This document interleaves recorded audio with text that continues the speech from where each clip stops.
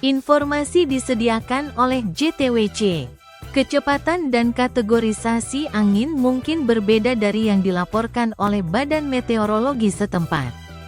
Higos, topan Jepang nomor 8, terletak 33 km di selatan Tinian, dan telah bergerak ke arah barat laut dengan kecepatan 17 km per jam, 9 knot, selama 6 jam terakhir. Tinggi gelombang signifikan maksimum adalah 4,3 meter, 14 kaki. Badai tropis Mekhala sedang diarahkan ke arah barat-barat laut oleh punggung subtropis di lapisan bawah atmosfer, yang akan berlanjut selama 36 jam ke depan. Sistem ini akan mendekati titik lemah di punggung subtropis dan mengelilingi sumbu punggung setelah 60 jam. Angin barat lintang tengah akan menarik sistem ini ke arah timur laut. Dan transisi ekstratropis, ETT, akan terjadi dengan cepat. Meskipun perakiraan menunjukkan 5 hari ke depan sebagai titik akhir ETT. Higos kemungkinan besar akan diserap oleh sistem frontal di dekat Kepulauan Kuril pada saat itu. ASCAT B menunjukkan bahwa kecepatannya adalah 55–65 km per jam. Angin, 30–35 knot, kini telah melingkari 50% pusat sirkulasi tingkat rendah, sebuah peningkatan yang signifikan dalam simetri medan angin. Perakiraan cuaca masih menunjukkan intensifikasi yang lambat karena adanya asimetri dalam struktur dan pergeseran angin tenggara yang terus-menerus selama 24 jam ke depan.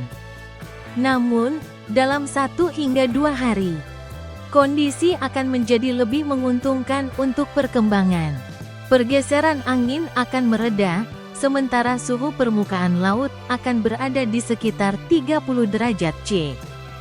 Faktor-faktor ini akan mendorong intensifikasi yang lebih stabil sebelum sirkulasi Mekhala yang lebih besar dan lebih kuat berinteraksi dengan Higos dan membatasi perkembangan lebih lanjut.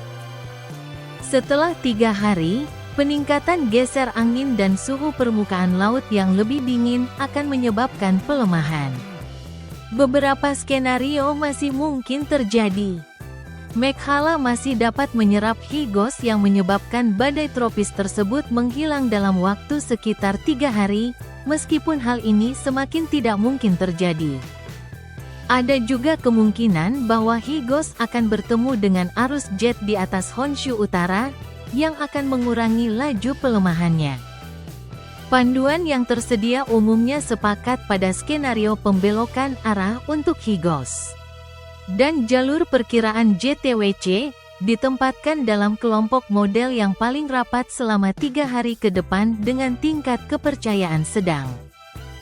Ketidakpastian mengenai sejauh mana interaksi dengan Mekhala menyebabkan tingkat kepercayaan yang rendah setelah 3 hari. NAVGEM dan sejumlah model AI berada di sisi timur selubung panduan, yang paling rentan terhadap interaksi signifikan dengan Mekhala.